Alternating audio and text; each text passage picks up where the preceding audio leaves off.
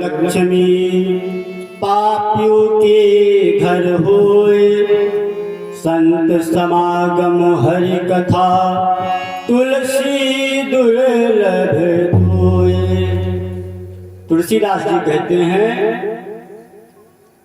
कि संसार में दो चीजें बहुत ही दुर्लभ हैं, संत समागम हरि कथा और सुतदारा और लक्ष्मी पापू के घर हो, अर्थात सुंदर पत्नी, बहुत सारे बच्चे, धन, ये जो पाप कर्म करने में लगे हुए हैं उनके पास भी पर्याप्त है। लेकिन दुर्लभ भगवान की लीला और संतों का संग, ये बहुत ही दुर्लभ बताया गया है। तो आप लोग इस सभा में उपस्थित हुए हो तो ये आप लोगों का भाग्य है। वरना इस समय अगर आप मेडिकल कॉलेज को जाइए तो हजारों मरीज वहाँ भर्ती हैं और उनके साथ में उनके परिवारीजन जो हैं लैया चबयाना चना लिए सड़क पर बैठी और वे आईसीयू में यहाँ भर्ती हैं, तो वे हुआ भीड़े हैं। अगर सीतापुर चले जाओ जेल को तो हजारों कैदी वहाँ बंद हैं, जता मरीजन बजात इंतजाम यह इतना सीतापुर का मिलाई करे वाले जाते हैं चना चबयाना लेके, तो वो उधर भिड़े हैं। और आप लोग इस सत्संग में आए हो तो अगर तीनों लोगों को अलग अलग एक नजरिए से देखो तो अपने आप को आप स्वयं समझ लो कि हम बड़ भागी हैं, क्योंकि ना आप आईसीयू में हो ना डिस्ट्रिक्ट सीतापुर में हो, आप कहाँ हो? बाबा जी के पावन दिव्य दरबार में। और यहाँ पर आता कौन है? सब नहीं आते हैं। भगवान की लीला में पहुंचता कौन है? गोस्वामी तुलसीदास जी कहते हैं यही सर आवती अति कठिनाई, यही सर आवती कठिनाई, राम कृपा बिन पाए न जाई,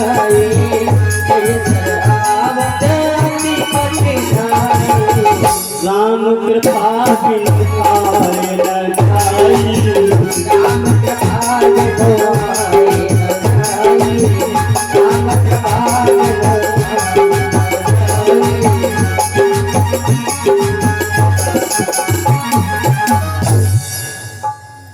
इस दर पे आने में बहुत कठिनाएं हैं।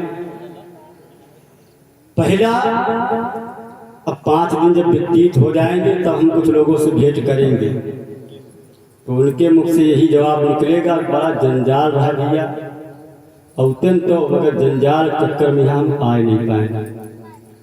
तो जंजाल सबके जीवन में का तुम्हारे कोई काम नहीं है, तुम्हारे सबके काम को फ्री तो रहो नहीं घर पर कि यहाँ चले आयो, न तुम्हारे कुत्ता काटिस न हमारे। लेकिन ये भाग्य है और राम जी की अहेतु की कृपा है आप लोगों पर, जो आप लोग इस सत्संग में आए हुए। तो अपने भाग्य की सराहना आप स्वयं करिए। और दूसरी बात, जब सत्संग में मन लगे, देव तीर्थों पर जाने का मन करे, किसी की मदद करने का मन करे और सत्य के खिलाफ आप खड़े हो जाओ, आवाज उठाओ, तो बिना बताए किसी के समझ जाओ कि हमसे बड़ा बड़भागी कोई है नहीं। वहीं पर अगर झूठी गवाही देनी पड़े और भगवान की लीला से अलग भागो, सत्संग न भावे, तो समझ जाओ कि भगवान की हम पर कोई कृपा नहीं है और हमसे बड़ा अभागा कोई है नहीं संसार में। अब इतना बड़ा क्षेत्र है, लेकिन ये किस्मत आप लोगों की, तो आप लोग यहाँ आए हो। तो ज्यादा कुछ संदेश ना देते हुए सीधे भगवान की लीला का प्रारंभ करते हैं। इतने लोग आए हो, सब लोग ठीक है। 2 बार भगवान का पावन नाम सब लोग बोलिए। ये लोग बोलेंगे नहीं, बजाएंगे नहीं। आप लोग बोलिए और एक बार जयकारा इतनी जोर से लगाइए कि जो लोग आए नहीं हैं उनके कान तक आवाज पहुंच जाए और समझ जाए कि हमरे बिना हो कोई काम बंद नहीं है। तो सब लोग दोनों हाथों को उठाइए और माताएं बहनें सिर्फ बायां हाथ उठाएंगी, आप लोग दोनों हाथ, और प्रभु का जयकारा बहुत जोर शोर से लगाइएगा। बोले गुरुदेव भगवान की, प्रजापति विष्णु भगवान की। एक पॉइंट की कमी है बहुत। बोले गुरुदेव भगवान की, मैं पूदास बाबा की। बहुत बहुत धन्यवाद। 2 लाइन राम नाम से कीजिए सभी भक्तों बोलिए। ओम नाम पंदना हरि ओम नाम पंदना, ओम नाम पंदना हरि ओम नाम पंदना, अंजनी के नंदना की बार बार वंदना, अंजनी के नंदना की बार बार वंदना।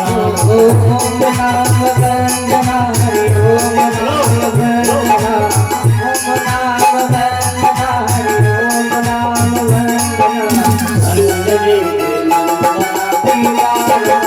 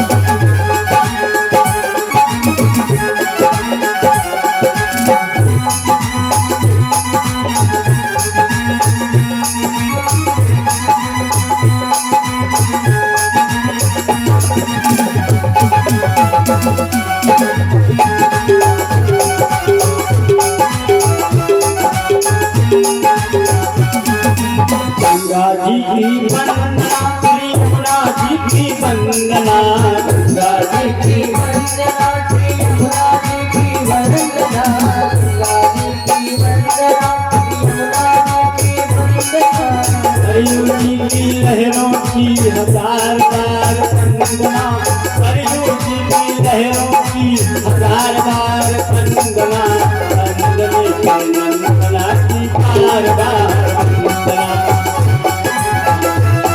की बार बार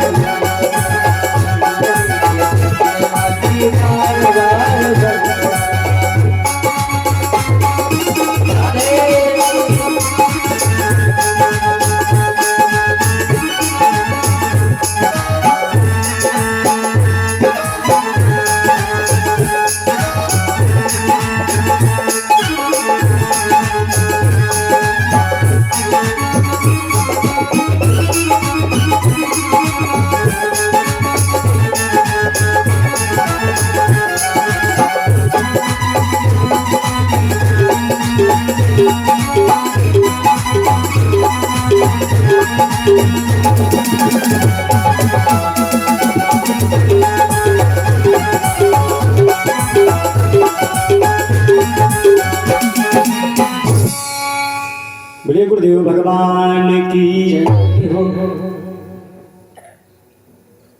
दोपहर काल की वेला में आप भक्तों ने सुना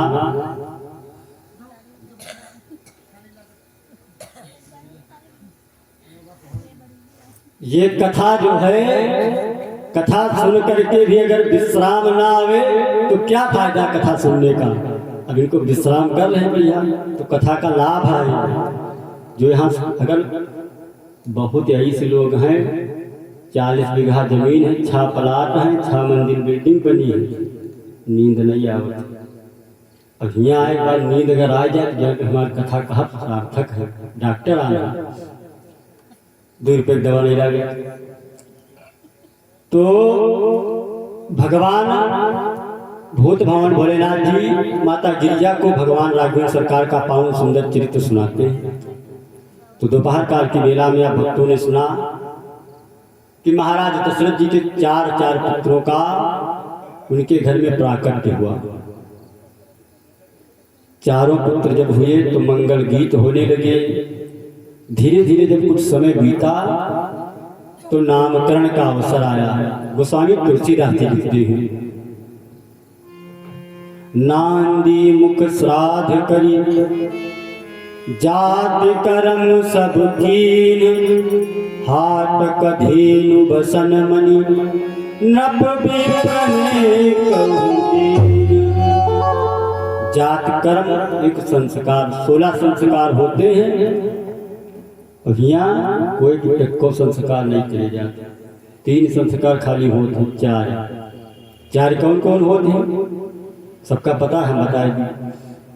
मुंडन, धनतिया वह नहीं भूलत तो के ब्याह के बाद जब वहाँ पहुँचाया जाता है, तीनों लगा घूमता फिर बस, यह 4 संस्कार करे जाते हैं। और जबकि शास्त्र कहते हैं कि 16 संस्कार जिसके होते हैं वो श्रेष्ठ और यशस्वी जीवन जीने वाला बालक होता है। भगवान राघवेंद्र सरकार के 16 संस्कार पूरे हुए हैं। जात कर्म जब संस्कार हुआ तो उसमें क्या होता है कि आचार्य लोग आते हैं और नवजात शिशु की जिह्वा को बाहर निकालते हैं मुख से, शहद और घी के द्वारा धर्म की फूंक ओम लिख करके इस क्रिया को संपन्न किया जाता है। उसके बाद कर्णछेदन संस्कार, नामकरण संस्कार, 16 संस्कार टोटल है। तो जब नामकरण का समय आया तो भगवान का नाम रखा गया, सो सुख धाम रास राम असनामा, अखिल लोकदायक विश्रामा। जो सबसे बड़ा पुत्र है उसका नाम गुरु जी ने विचार करके राम रखा। और जिसके जीवन का एकमात्र लक्ष्य रहा हो कि बड़े भाई की सेवा करनी, और बड़े भाई की सेवा का लक्ष्य जिसने बनाया है उसका नाम रखा गया लक्ष्मण। भरत जिसने अपनी पूरी जिंदगी अपने भाई के जीवन को अपने भावों से भरते रहे, उनका नाम रखा गया भरत। जाके सुमिरन तीर कुनासा, नाम शत्रुघ्न वेद प्रकाशा। बहुत जने का अर्थ यह समझते हैं कि जाके सुमिरन तीर कुनासा, जैसे नाम ले लो बस शत्रु क्या हनन होगा, उसकी मृत्यु होगी, तुमसे तुम जीत ही हो। लेकिन ऐसा कहीं कोई चरित्र सुनने को तो मानस में नहीं मिला है कि शत्रुघ्न जी का नाम लिया गया हो। अगर ऐसा होता तो राम जी लड़ाई कहे करते, नाम ले ली शत्रुघ्न, बस तुरंत रावण बच जाते। क्रिया करनी पड़ेगी, कर्म सबको करना पड़ा है और कर्म प्रधान भी है। चारों पुत्रों के नाम रखे गए और नाम का एक अलग महत्व है। बाबा रघुनाथ दास राम स्नेही जी अपनी टीका में लिखते हैं, कहाँ लगी कहाँ नाम प्रभुताई, कहाँ लगी कहाँ नाम प्रभुताई, कहाँ लगी कहाँ नाम प्रभुताई।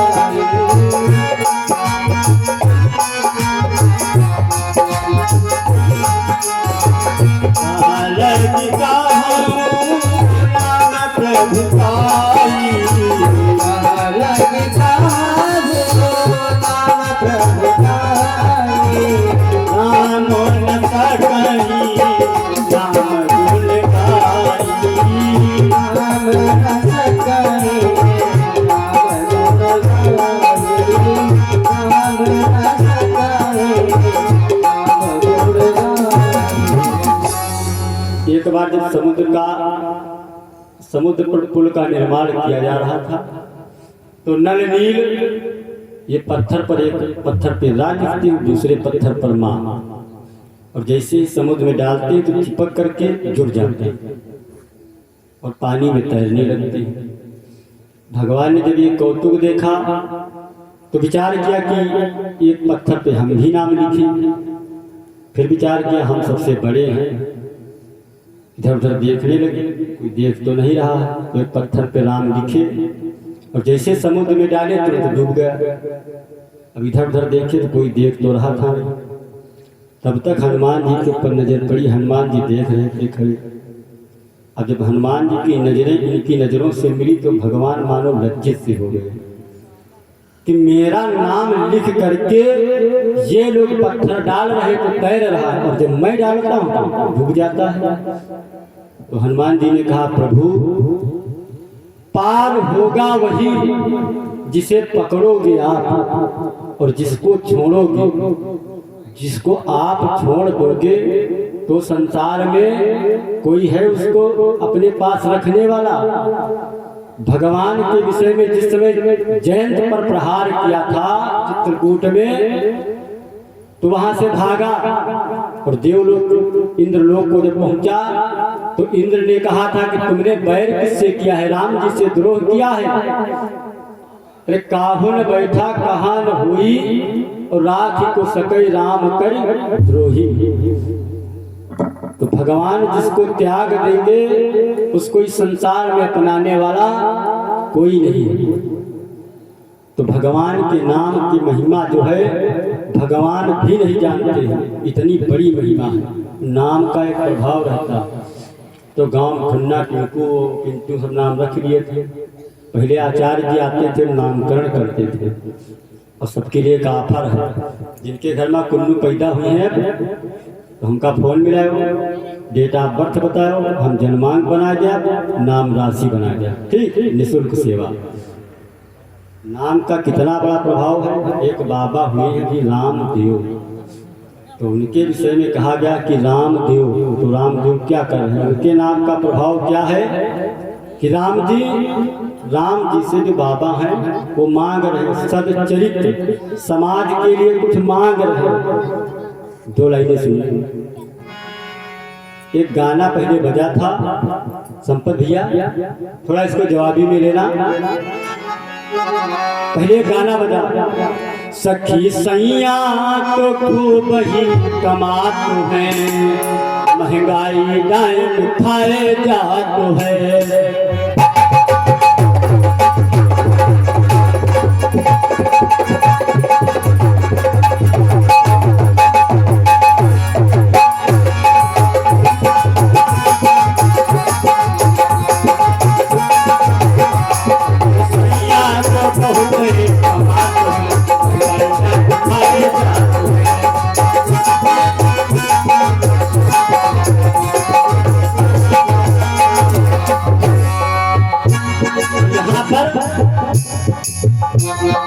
रामदेव सिखलावे योग इसी पाया है योग।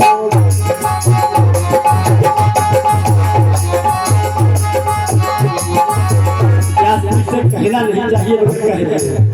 रामदेव सिखलावे योग इसी पाया है योग, आशा राम लगावे भोग।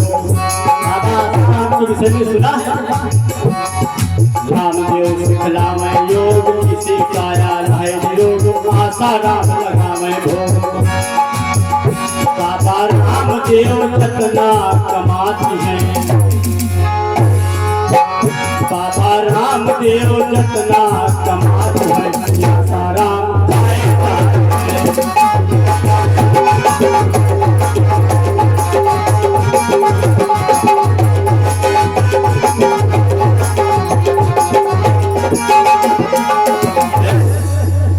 बाबा रामदेव जितना कमात ही आसारा खाए जाए। नाम का प्रभाव क्या है? रामदेव, तो राम जी क्या देंगे? सदचरित्र, समाज में कुछ नया करने की